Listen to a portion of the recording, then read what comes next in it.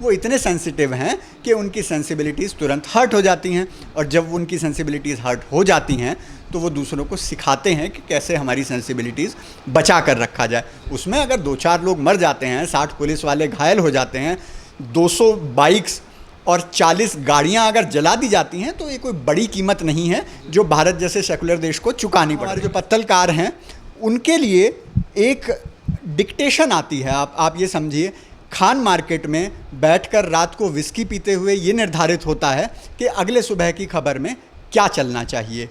क्या पीड़ित दलित है तो दलित शब्द आएगा, लेकिन अगर पीड़ा देने वाला शांति प्रिय है तो दलित शब्द नहीं आएगा। पहले जब औरंगजेब के समय में मंदिर तोड़ा गया था तो आरएसएस के एक कार्यकर्ता ने फेसबुक पे पोस्ट की थी, उसके गुस्से में आकर काशी का मंदिर तोड़ा गया, मथुरा का श्री कृष्ण जन्माष्टमी हमारी अभी बीती है तो मैं याद करना चाहूँगा कि मथुरा का न केवल मंदिर तोड़ा गया बल्कि उस मंदिर की कुछ अवशेष उस मस्जिद की सीढ़ियों पर रखे गए, ताकि जो भी मजहबी लोग आएँ, जो भी इल्मी लोग आएँ, वो उन सीढ़ियों पर पैर रखकर उसके अंदर जाएं। ये हमें भूलना नहीं है। रतनलाल को बुरके वाली भीड़ द्वारा घेर कर दाढ़ी वाली भीड़ द्वारा मारा जाना सेकुलरिज्म है।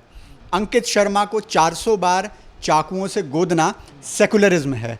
लेकिन जय श्री राम कहकर अपने धर्म की, अपने लोगों की रक्षा करने का प्रयास करना या कपिल मिश्रा द्वारा लॉ एंड ऑर्डर को बचाए रखने की मांग करना, ये सांप्रदायिक है।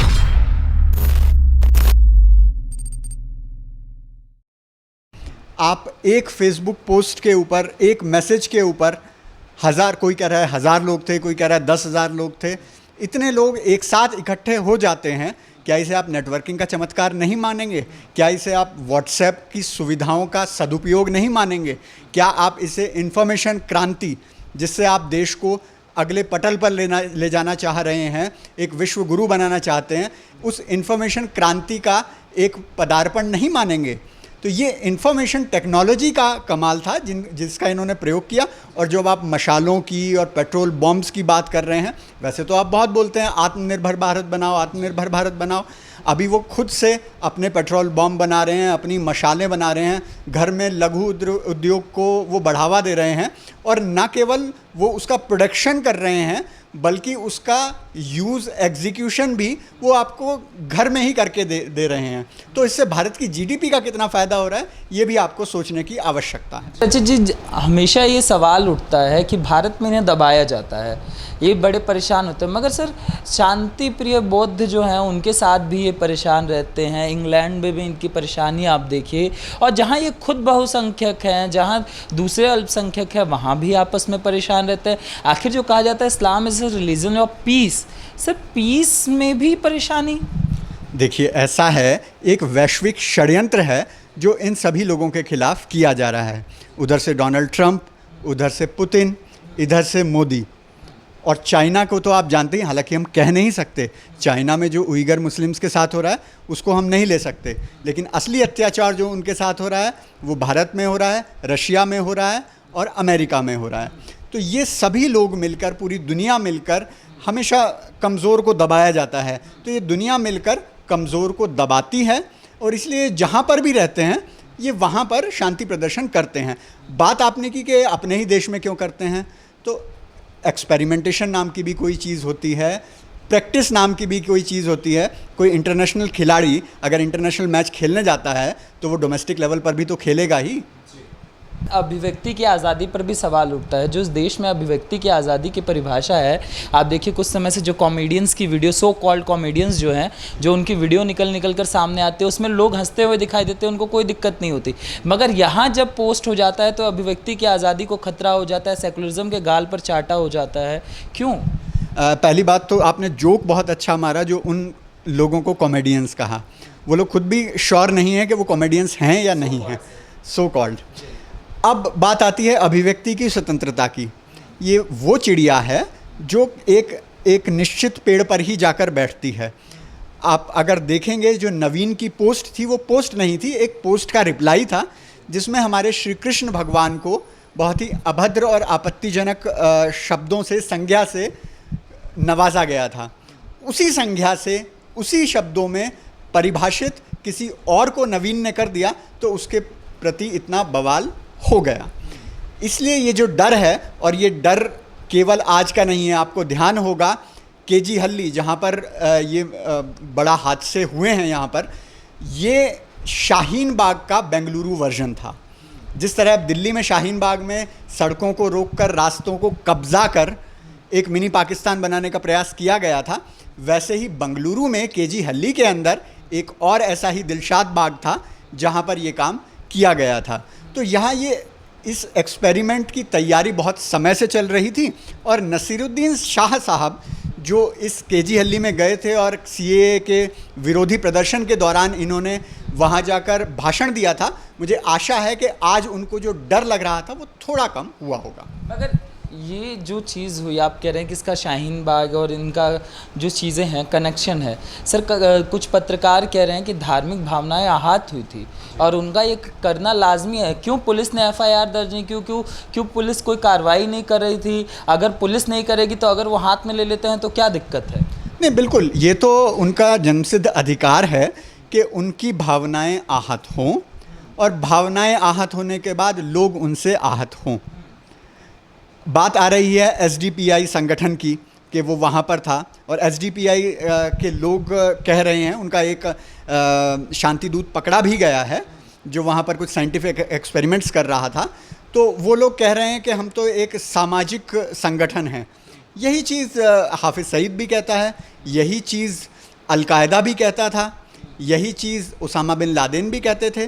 तो वो एक सामाजिक संगठन है जो समाज की संरचना को ठीक कर रहे हैं। वो इतने सेंसिटिव हैं कि उनकी सेंसिबिलिटीज़ तुरंत हर्ट हो जाती हैं, और जब उनकी सेंसिबिलिटीज़ हर्ट हो जाती हैं तो वो दूसरों को सिखाते हैं कि कैसे हमारी सेंसिबिलिटीज़ बचा कर रखा जाए। उसमें अगर 2-4 लोग मर जाते हैं, 60 पुलिस वाले घायल हो जाते हैं, 200 बाइक्स और 40 गाड़ियां अगर जला दी जाती हैं, तो ये कोई बड़ी कीमत नहीं है जो भारत जैसे सेकुलर देश को चुकानी पड़ रही है। सर, जो बुद्धिजीवी हैं, जो हिंदुओं को सांप्रदायिक बताते हैं, वो कहते हैं कि इस देश में इंटॉलरेंस है, हिंदू इंटॉलरेंट है। मगर हिंदू आखिर क्यों नहीं परेशान होता? जब ये पोस्ट आती हैं हिंदू को कोई दिक्कत नहीं होती, हाँ चलने दीजिए। पीके जैसी मूवी आती है, कई और मूवियाँ इस तरीके की आती है, मगर रिलीजन ऑफ पीस को दिक्कत है कि आप कुछ नहीं बोल सकते। देखिए, आप क्रिएटिविटी का नाम दिया जाता है। बिल्कुल, आपने देखा होगा कि पिछले ही सप्ताह राम मंदिर भूमि पूजन के उपलक्ष्य में असम के एक प्रोफेसर ने भगवान श्री राम पर एक बहुत ही अभद्र टिप्पणी की थी। उसके ऊपर एफआईआर की गई और ड्यू प्रोसेस ऑफ लॉ चल रहा है जो समय लेता है, और उसके ऊपर जो एफआईआर की गई वो बहुत बड़ी असहिष्णुता का परिचय था हिंदुओं की। लेकिन अगर आप टायर फूंक दें, गाड़ियाँ फूंक दें, पेट्रोल से घर जला दें, तो वो एक सहिष्णुता का माहौल होता है। आपको याद होंगे MF हुसैन, मकबूल फ़िज़ा हुसैन, हमारे देवी देवताओं के नग्न चित्र बनाना, भारत माता का नग्न चित्र बनाना, वो बनाकर वो बहुत ही सहिष्णु थे। लेकिन जिन हिंदुओं ने उनका विरोध किया वो बहुत असहिष्णु थे। वही अगर एक कमलेश तिवारी करता है, उसका क्या हाल होता है आप देख सकते हैं। तो ये सहिष्णुता और असहिष्णुता की परिभाषा है। परिभाषा मॉब लिंचिंग की भी सर इस देश में अलग अलग है। झारखंड में मॉब लिंचिंग दिखती है, झारखंड में जो नारे होते हैं वो सांप्रदायिक होते हैं, मगर बेंगलोर की जो मॉब होती है वो मॉब नहीं होती है, और बेंगलोर के जो नारे होते हैं वो सांप्रदायिक नहीं होते, वो सेकुलर नारे होते हैं। वो सेकुलरिज्म को जगाने के लिए, लोगों को कान में डालने के लिए कि सेकुलरिज्म को हम जिंदा रखा हुआ है हमने बेंगलोर में, ये कहा जाता है। देखिए, जय श्री राम एक सांप्रदायिक नारा है, ये आप जान ही चुके हैं, और यही कारण था कि प्रधानमंत्री मोदी जी ने जय सिया राम कहा था। अब हमारे बुद्धूजीवियों को ये नहीं पता कि जय श्री राम में जो श्री होता है वो सीता माता को ही रिप्रेजेंट करता है, लेकिन हम ये नहीं मानेंगे। हम जय श्री राम को सांप्रदायिक नारा ही मानेंगे, और यदि हमने जय श्री राम नारा बोल दिया तो हम कहेंगे कि किसी से बुलवा दिया।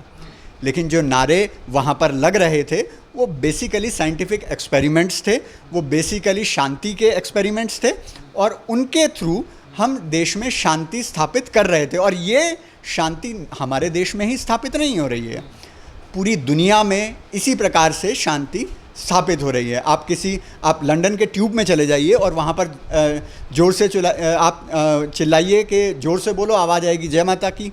आप बोलोगे जय श्री राम तो आवाज़ आएगी जय श्री राम। लेकिन अगर आप कहेंगे अल्लाहू अकबर तो लोग वहाँ से छुप जाएंगे, भाग जाएंगे, पुलिस को कॉल कर देंगे। तो इसी से आपको समझ आ सकता है कि कौन सा नारा शांति का है। अच्छा रचित सर, जो इस देश में आखिरी चीज़ मैं जानना चाहूँगा, जो इस देश में सेकुलरिज्म का जो चश्मा है, जो एक तरफा है, उसके बारे में आपका क्या विचार है, और बेंगलोर में हुई घटना से आप इसको किस तरीके से रिलेट करते हैं? देखिए, ये एक तरफा नहीं है चश्मा। पहली बात तो ये चश्मा केवल हिंदुओं के लिए है, क्योंकि शांति प्रिय समुदाय के लिए इस चश्मे की आवश्यकता नहीं है। वो पूरी दुनिया में यही हो रहा है। श्रीलंका में यही हुआ, आपने देखा पिछले वर्ष जब श्रीलंका ने फिर बुर्का बैन कर दिया, और भी बहुत सारी चीज़ें बैन की जिन पर मैं टिप्पणी नहीं करना चाहूँगा। म्यांमार में यही हुआ, आपने देखा, अमेरिका में यही हुआ, लंदन में यही हुआ, जर्मनी में यही हुआ, फ्रांस में यही हुआ। तो इसलिए चश्मे की आवश्यकता सिर्फ हिंदू के लिए है। हिंदू के लिए इसलिए है कि हिंदू मर पिट कर, सभी चीज़ें सह कर, उसको ये सेकुलरिज्म का झंडा बुलंद रखना है, उसको सहिष्णुता का झंडा बुलंद रखना है, उसको भाईचारे का झंडा बुलंद रखना है, और खुद चारा बनकर प्रस्तुत होना है। और हम कहते हैं कि कुछ बात है कि हस्ती मिटती नहीं है हमारी हस्ती पाकिस्तान से मिट गई, बांग्लादेश से मिट गई, अफ़गानिस्तान से मिट गई, इंडोनेशिया तक हमारी हस्ती थी, वो मिट गई, मिटती चली आ रही है, और हम इस गुणगान में लगे हैं कि कुछ बात है कि हस्ती मिटती नहीं है हमारी। साथ ही राहत की एक बात और है कि राहत देने वाले कुछ कवि हमारे देश में हुए हैं जो कहते हैं कि किसी के बाप का हिंदुस्तान थोड़े ही है। वो लोग हमारे देश पर, हमारी संस्कृति पर, आज ही वीडियो आया, आपने देखा होगा, जिस प्रकार दिवंगत अटल जी के ऊपर उन्होंने एक बहुत ही अभद्र टिप्पणी की थी। तत्कालीन प्रधानमंत्री को उन्होंने 2 कौड़ी का व्यक्ति कहा था, और उनके ऊपर हम श्रद्धा सुमन अर्पित कर रहे हैं, श्रद्धांजलि दे रहे हैं, लेकिन फिर भी हम कम्युनल हैं, हम सांप्रदायिक हैं, और हम इसीलिए सांप्रदायिक हैं। जिस दिन हमने उनकी भाषा बोलना शुरू कर दिया, हम भी सेकुलर हो जाएंगे। ये जो सो कॉल्ड जर्नलिस्ट हैं, जो जर्नलिज्म के जिस तरीके से चोला पहन रखा है, दिल्ली में आप देखिए, जब दिल्ली दंगा हुआ था तो कहा था कि उनको बुरा लगा है। कपिल मिश्रा ने जिस तरीके से रिएक्ट किया है, उसको लेकर उनको बुरा लगा, उन्होंने प्रदर्शन कर दिया, तो क्या गलत कर दिया। बेंगलोर में भी कुछ इसी तरीके की तस्वीर निकल कर आई। एक मंदिर की जब आप देखिए घेराबंदी करने की कोशिश की गई कि मंदिर को बचाया जा रहा है, किससे बचाया जा रहा है, और ऐसे ही कुछ तस्वीर दिल्ली दंगों में भी दिखी थी। जी देखिए, एक तो बचाने वाली बात पर एक बहुत अच्छा मीम आया था कि धृतराष्ट्र ने संजय से पूछा कि राज्यसभा में क्या हो रहा है, जब द्रौपदी को राज्यसभा में ले जाया गया, तो उन्होंने बोला कि प्रभु 2 कौरव हैं जो द्रौपदी की रक्षा करना चाह रहे हैं, चीरहरण से रक्षा कर रहे हैं, उसकी रक्षा के लिए एक मानव श्रृंखला बनाकर खड़े हैं। तो धृतराष्ट्र ने पूछा कि द्रौपदी का चीरहरण कौन कर रहा है, तो उन्होंने बोला बाकी के 98 कौरव। तो ऐसी ही कुछ स्थिति हमें बंगलुरु में भी देखने को मिली है। अब बात आती है दिल्ली के दंगों की, और जो हमारे पत्तलकार हैं, आप थोड़ा सा प्रोनंसिएशन थोड़ा ठीक करें, पत्रकार कहकर उनका अपमान न करें। तो हमारे जो पत्तलकार हैं, उनके लिए एक डिक्टेशन आती है। आप ये समझिए, खान मार्केट में बैठकर रात को विस्की पीते हुए ये निर्धारित होता है कि अगले सुबह की खबर में क्या चलना चाहिए। क्या पीड़ित दलित है तो दलित शब्द आएगा, लेकिन अगर पीड़ा देने वाला शांति प्रिय है तो दलित शब्द नहीं आएगा। आपको परिभाषा करनी है कि किस प्रकार का हमें लोगों को सच बताना है। सच भी कई प्रकार के होते हैं। जय श्री राम होता है तो वो सांप्रदायिक सच होता है, बाकी कुछ होता है तो वो एक सेकुलर सच होता है। वही दिल्ली दंगों में भी हुआ। कपिल मिश्रा यदि वहाँ पर नहीं आते तो वही हाल होता जो मालदा में हुआ था, वही हाल होता जो केरल में हुआ था। लेकिन कपिल मिश्रा आ गए तो कपिल मिश्रा अपराधी हैं। रतनलाल को बुरके वाली भीड़ द्वारा घेर कर दाढ़ी वाली भीड़ द्वारा मारा जाना सेकुलरिज्म है। अंकित शर्मा को 400 बार चाकुओं से गोदना सेकुलरिज्म है। लेकिन जय श्री राम कहकर अपने धर्म की, अपने लोगों की रक्षा करने का प्रयास करना या कपिल मिश्रा द्वारा लॉ एंड ऑर्डर को बचाए रखने की मांग करना, ये सांप्रदायिक है। मगर अनुराग ठाकुर में भी तो कहा था गद्दारों को गोली मारो।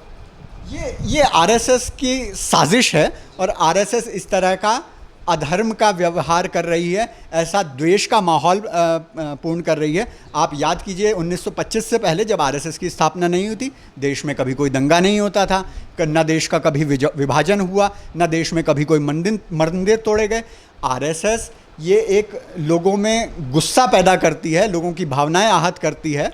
पहले जब औरंगजेब के समय में मंदिर तोड़ा गया था तो आरएसएस के एक कार्यकर्ता ने फेसबुक पे पोस्ट की थी, उसके गुस्से में आकर काशी का मंदिर तोड़ा गया, मथुरा का श्री कृष्ण जन्माष्टमी हमारी अभी बीती है तो मैं याद करना चाहूँगा कि मथुरा का न केवल मंदिर तोड़ा गया बल्कि उस मंदिर की कुछ अवशेष उस मस्जिद की सीढ़ियों पर रखे गए ताकि जो भी मजहबी लोग आएँ, जो भी इल्मी लोग आएँ, वो उन सीढ़ियों पर पैर रखकर उसके अंदर जाएं। ये हमें भूलना नहीं है, हमें भूलना नहीं है और अपनी अगली पीढ़ी को भी भूलने देना नहीं है।